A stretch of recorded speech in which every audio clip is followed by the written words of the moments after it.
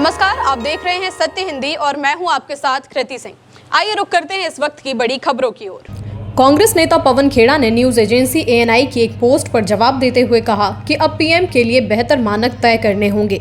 ANI ने PM के मणिपुर दौरे के दौरान तेज बारिश की खबर देते हुए एक पोस्ट किया और लिखा कि जब पीएम नरेंद्र मोदी मणिपुर के इम्फाल एयरपोर्ट पहुंचे तो वहां जोरदार बारिश हो रही थी। मौसम ऐसा नहीं था कि वो हेलीकॉप्टर से चुराचांदपुर जा सकें, लेकिन भारी बारिश के बावजूद पीएम ने तय किया कि वो सड़क के रास्ते ही जाएंगे ताकि रास्ते में लोगों से मिलकर बातचीत कर सकें, भले ही वहां पहुंचने में 1.5 घंटे लग रहा था।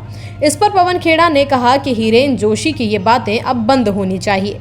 पीएम मोदी के लिए खेड़ा ने कहा कि वो शख्स जो 864 दिन यानी कि 20,736 घंटे तक मणिपुर की हालत पर चुप बैठा रहा और कोई प्रतिक्रिया नहीं दी, वो सिर्फ 1.5 घंटे का दौरा कर कुछ खास नहीं कर रहा है। असल में उसका मणिपुर और पूरे भारत के लोगों के प्रति कहीं ज्यादा जिम्मेदारी बनती है। लगता है अब समय आ गया है कि हम अपने प्रधानमंत्रियों के लिए बेहतर मानक तय करें। आरजेडी नेता और बिहार के पूर्व उप मुख्यमंत्री तेजस्वी यादव ने बीजेपी पर निशाना साधते हुए कहा कि पार्टी का राष्ट्रीय अध्यक्ष कब तय होगा, ये साफ होना चाहिए। उन्होंने शनिवार को मीडिया से बातचीत करते हुए कहा कि जेपी नड्डा जी बताएं कि देरी क्यों हो रही है। आरजेडी और लालू यादव को गाली दिए बिना इनका काम नहीं चलता। बिहार के 1% लोग भी उन्हें नहीं जानते। ये बयान ऐसे समय आया है जब प्रधानमंत्री नरेंद्र मोदी 15 सितंबर से बिहार दौरे पर आने वाले हैं और जेपी नड्डा पटना में बीजेपी की कोर कमेटी की बैठक करेंगे। बिहार में इस साल चुनाव हैं और सभी दल प्रचार में जुट गए हैं। आरजेडी, बीजेपी, कांग्रेस और जनसुराज पार्टी की रैलियां तेज हो गई हैं। राजनीतिक माहौल गर्म है। भारत और पाकिस्तान के बीच कल एशिया कप का मैच होने वाला है, लेकिन इसे लेकर राजनीति गर्मा गई है। विपक्षी दलों खासकर कि कांग्रेस, शिवसेना, यूबीटी और आम आदमी पार्टी ने मैच का विरोध किया है। आप नेताओं ने पाकिस्तान का प्रतीक जलाकर बहिष्कार की अपील की, जबकि शिवसेना ने खून और क्रिकेट साथ नहीं चल सकते कहा। पीड़ित परिवारों ने भी मैच को गलत बताया। वहीं केंद्रीय मंत्री अनुराग ठाकुर ने कहा कि बहु टीम टूर्नामेंट में खेलना जरूरी है, नहीं तो भारत अंक गंवा देगा। जम्मू कश्मीर के मुख्यमंत्री उमर अब्दुल्ला ने भी कहा कि द्विपक्षीय मैच नहीं, ये टूर्नामेंट का हिस्सा है और खेल राजनीति से ऊपर होना चाहिए। विवाद अब और बढ़ गया है।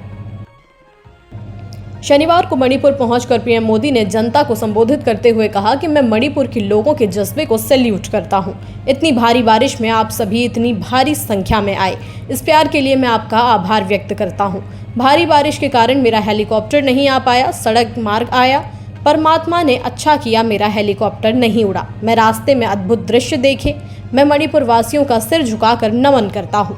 पीएम मोदी ने कहा कि मणिपुर के नाम में ही मणि है, ये वो मणि है जो आने वाले समय में पूरे नॉर्थ ईस्ट की चमक को बढ़ाने वाली है। भारत सरकार का निरंतर प्रयास रहा है कि मणिपुर को विकास के रास्ते पर तेजी से आगे ले जाएं। इसी कड़ी में मैं आज यहाँ आप सभी के बीच आया हूँ। पीएम मोदी ने यह भी कहा कि ये हिल्स आप सभी लोगों की निरंतर मेहनत का प्रतीक है। कांग्रेस सांसद प्रियंका गांधी वाड्रा ने शनिवार को प्रधानमंत्री नरेंद्र मोदी की मणिपुर यात्रा पर प्रतिक्रिया दी। प्रियंका गांधी ने कहा कि वो खुश हैं कि प्रधानमंत्री मोदी ने 2 साल बाद मणिपुर जाने का फैसला किया, लेकिन साथ ही ये भी कहा कि उन्हें ये कदम पहले ही उठाना चाहिए था। गौरतलब है कि मई 2023 में मणिपुर में हिंसा भड़की थी, जिनमें सैकड़ों लोग मारे गए और हजारों विस्थापित हुए। उस समय से विपक्ष लगातार प्रधानमंत्री की चुप्पी और उनकी गैर मौजूदगी पर सवाल उठाता रहा है। भारत के चुनाव आयोग ने सुप्रीम कोर्ट से साफ कह दिया है कि मतदाता सूची में विशेष संशोधन यानी कि एसआईआर कब और कैसे किया जाए, ये केवल चुनाव आयोग का अधिकार है।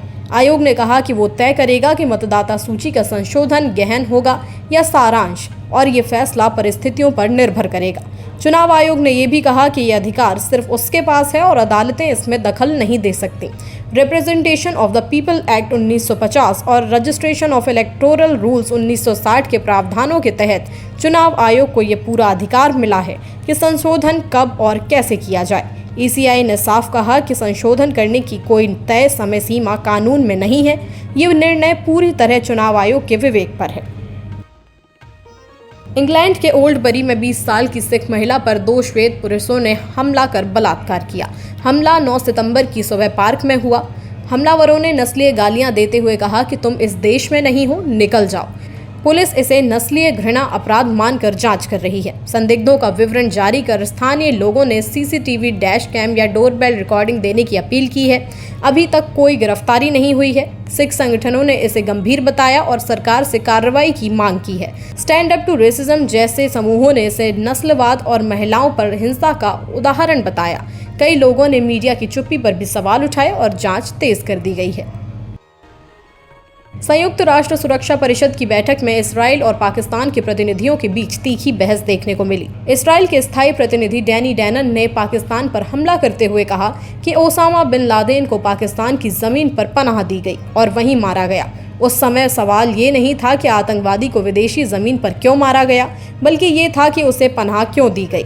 डैनन ने आगे कहा कि बिन लादेन को कोई छूट नहीं मिली तो हमास को भी कोई छूट नहीं मिल सकती। इस पर पाकिस्तान के राजदूत असीम इफ्तिखार अहमद ने कड़ी आपत्ति जताई और इसराइल पर कतर में हमास नेताओं पर हमला करने को गैर कानूनी और अकारण आक्रामकता बताया।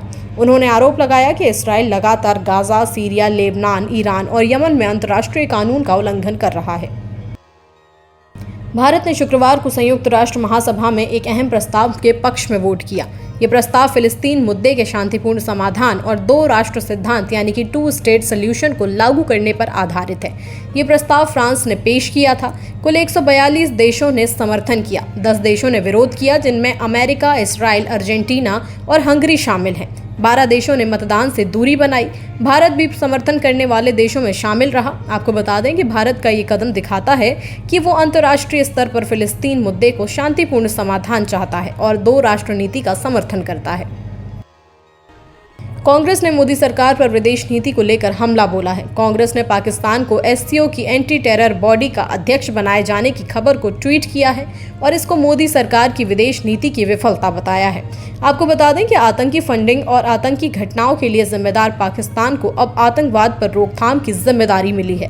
पाकिस्तान को चीन की मदद से शंघाई सहयोग संगठन की रीजनल एंटी टेररिस्ट स्ट्रक्चर का अध्यक्ष बनाया गया है। एक बैठक में पाकिस्तान को 2025-26 के लिए एससीओ आरएटीएस का अध्यक्षता सौंप दी गई है।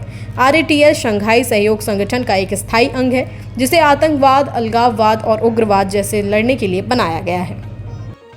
अमेरिकी राष्ट्रपति ट्रंप ने कहा है कि भारत पर रूस से तेल खरीदने के लिए टैरिफ लगाना आसान नहीं था, क्योंकि इससे दोनों देशों के रिश्तों में तनाव पैदा होता है।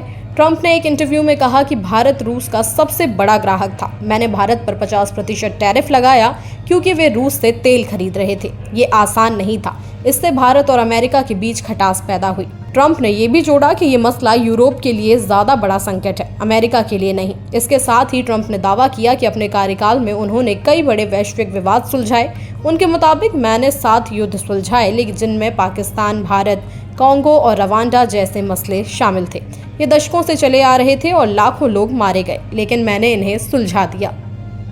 नेपाल में शुक्रवार को बनी नई अंतरिम सरकार पर भारत ने प्रतिक्रिया दी है। भारतीय विदेश मंत्रालय ने कहा है कि भारत दोनों देशों और लोगों की भलाई और समृद्धि के लिए नेपाल के साथ मिलकर काम करना जारी रखेगा। विदेश मंत्रालय की ओर से जारी बयान में कहा गया कि हम सुशीला कार्की के नेतृत्व में नई अंतरिम सरकार के गठन का स्वागत करते हैं। हमें उम्मीद है कि इससे शांति और स्थिरता को बढ़ावा मिलेगा। इसके साथ ही पीएम मोदी ने सुशीला कार्की को नेपाल के प्रधानमंत्री के रूप में शपथ लेने पर बधाई दी है। फिलहाल के लिए इतना ही। देश दुनिया की बड़ी खबरों के लिए देखते रहिए सत्य हिंदी।